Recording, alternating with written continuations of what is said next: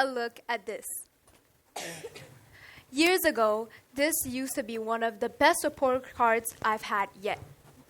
A G in English, C in math, and a D in science. In fact, I somehow even failed PE. Now this is a picture of me and my friend in the same year.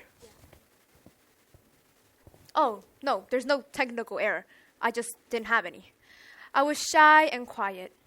Making friends didn't come to me as easily as it did for others, and back then, it was a huge deal. It was embarrassing, and I was constantly trying to make new friends or to improve my grades. It was as if I was running out of things to fail at. Fast forward a few years later. My report cards have significantly improved, and I've made tons of amazing true friends along the way. So, what changed? Me. I changed. My perspective changed. There was a fundamental shift on how I approached and understood failure. Ever since then, every time I failed, I saw it as an opportunity to develop my competence, which, in turn, fed my confidence and turned things around for me. I personally think that failure is one of the most beautiful things that can ever happen to anyone. But, by definition, failure is the fact of someone or something not succeeding. Failure occurs all the time everywhere, whether it is in school, friendships, relationships, or even in life. And yet, I still strongly stand by the fact that failure can be the biggest agent of change in your life. Good afternoon to you all. My name is Eaint Choo Thwin, and my question to you is, have you heard of the quote, "Failures are the stepping stones to success"? How many of you here believe in this quote? Raise your hand if you do. And why then is it so that most often, multiple failures lead to nothing but further disappointment and low self-esteem? Worry not, though. What if I told you that you do not have to encounter the weight of heavy disappointment and frustration from failure? There is an alternative, and I will let you in on that secret. Well, it's not really a secret, to be honest. It's just that most people fail to recognize it because whenever we make a mistake, the tendency is to react to it emotionally. And why do we feel that way? What happens to our brain when we fail? Well, when that happens, our brain activates a small but powerful part called the amygdala. This sets off stress responses that releases hormone cortisol. The emotions of disappointment, annoyance, or worry that frequently accompany failure are caused by this same cortisol. It is a way of our brain telling us that something went wrong and we must be cautious. However, when we take the time to learn from our mistakes, our brain can build a stronger neural pathway and build new connections. Yes, our brains are amazing and all, but it's all easier said than done. Trust me. I vividly recall how much of a frustrating time it was for me when I was failing all across the board. Success was nowhere on the horizon, and it was just too easy to give up. There were times when I did not even want to acknowledge my failures. I found various reasons to confirm my biases that kept me safe with the narrative that I was doing good.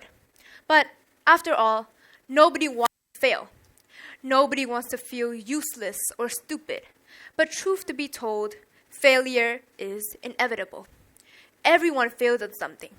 Not once, not twice, but multiple times in their lives. But the thing is, it's okay and it's completely normal. In fact, I'll give you this example. I failed to perfect my talk the first time, and the second time, and the dozen other times that came after. But while creating my script, I learned to identify my flaws and I bettered them. If I gave up after the first try, I wouldn't be here on this stage right now.